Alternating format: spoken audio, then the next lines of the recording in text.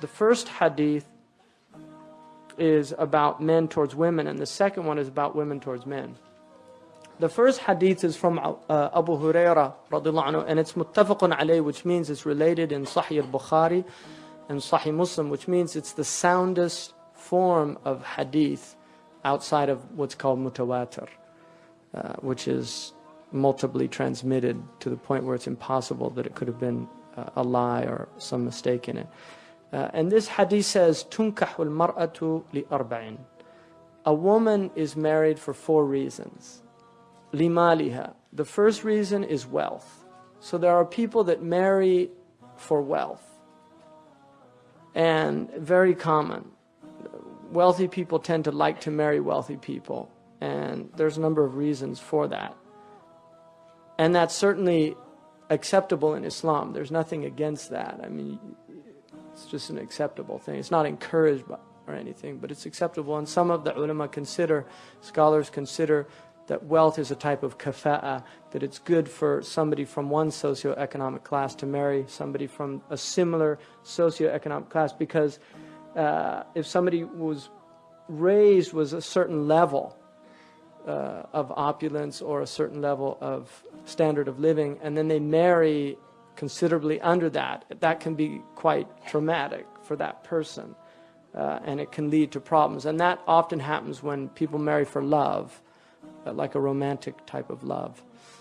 So wealth generally in Islam is property and liquid assets and liquidity, that you have capital. I mean, that's wealth. So the first is for wealth. The second is for what's called hasab. لِحَسَبِهَا. Hasab, there are 2 concepts in Arabic, nasab and hasab. Nasab is your lineage. It's who you come from. So it would be either your clan in Arabia or your family in most other places. So generally lineage, but in the Shafi'i madhab, he considers lineage to be a valid reason for refusing somebody in marriage. Imam Malik does not. So these are ijtihadat that the ulama differed about. And lineage is certainly, like in certain communities, like for instance in some Arabic communities, also for instance in a Somali community. You know, Somalis have, I mean, there are Somalis that they can take their lineage of marriage back like 30 generations. And so if you marry outside of that clan and you marry another clan, it's considered a calamity, right? So those things here in America should not be real considerations for us. Those are, I think, problems in the Muslim world. But good family does have meaning. So you can look at nasab as just what good families are. And good families, just like in the non-Muslim culture here, there are families that have good character, generosity, religious. Now hasab, and there's different riwayah about this, but hasab is what your ancestors have done that distinguish you. So for instance, if you're related to somebody great in history, then that's part of your hasab. So if somebody's ancestor was a king, or an ancestor was a great writer, like if you're the son or daughter of T.S. Eliot, right, who was a great poet, then that's a hasab. Because people who know Eliot, they're going to be, oh, really, you're his grandson or his it strikes an interest just automatically. That's what hasab is. It gives you a type of standing amongst people because of distinguishing characteristics of your ancestors. So there's a natural inclination in the human heart to children of great people. It's just something that Allah has put. And that's what marrying for hasab is. It's like, oh, I really want to marry this person. Why? Well, their great-grandfather was such and such. I mean, it's like an honor to be in that. See? So that's hasab. And then li jamaliha, for her beauty. You marry them for their physical appearance. And then the last one is li diniha.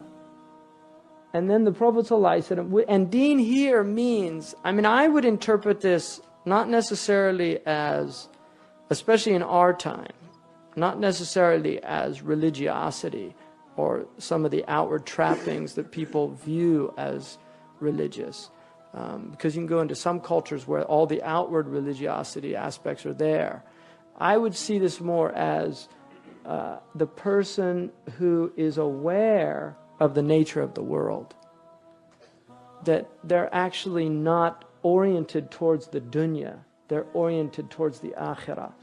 And that can translate in a lot of different ways.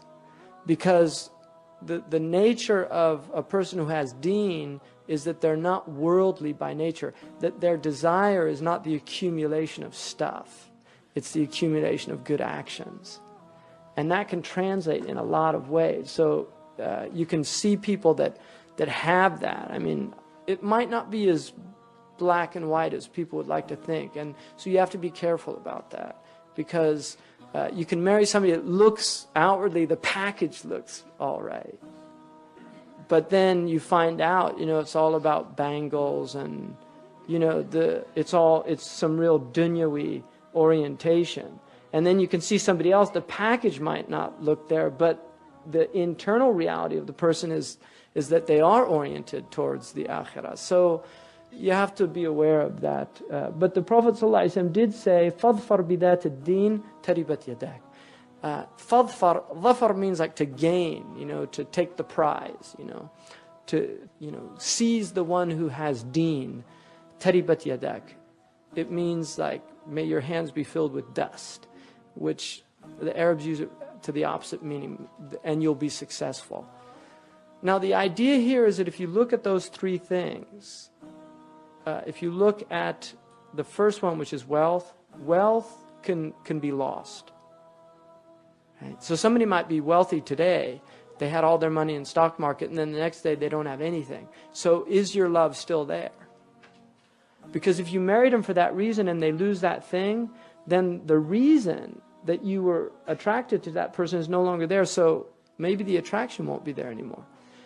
The same is true of hasab. Hasab is about fathers and ancestors. It's not about that person. So after you marry that person, the initial interest, you know, suddenly you have to deal with the fact maybe this person isn't a good person. Maybe their father or their grandfather was a good person, but they're not a good person. They're a horrible person.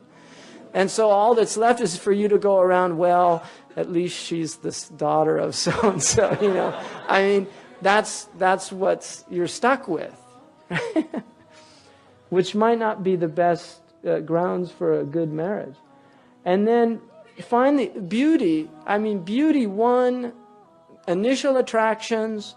If you're seeing a person every day, you start losing that, you know, the first attraction of beauty, right? So you get used to a person, and that's something very common. So you're attracted to somebody for outward reasons initially, but again, you might lose the appreciation. That the first thing, it just becomes something that you get used to seeing, and then you see them, because people can look very beautiful, but when you live with them, you see their bad days, right? And suddenly, you know, the ephemeral nature of beauty, which, you know, people can look really bad, even beautiful people can look really bad on a bad day. And the face is strange in that it's very malleable. It's very, and as you get older, it gets more, you know, you can really see differences. So if that's the reason you married a person, you're going to start, the eye will start wandering, and you start being attracted to other sources of beauty. So again, those three are all ephemeral reasons. And what the Prophet ﷺ is saying, marry somebody for something that lasts, not for something that doesn't last. And the only thing that lasts is the deen. I mean, that is what lasts. And that's why you should marry a person, for what lasts. And he said, if you do that, you'll be successful in your marriage. And if you do it for those other reasons, it's not a guarantee of success. I mean, maybe it will become a successful marriage, but blame yourself if it's not. But if you married somebody on a strong foundation, because the beauty of Islam is that marriages really can be worked out if we adhere to first principles in our deen, rights and responsibilities, because usually things can be sorted out. If somebody's not doing something according to the deen, then if there's somebody of deen and it's pointed out to them, they have to respond. Right? The onus is on them.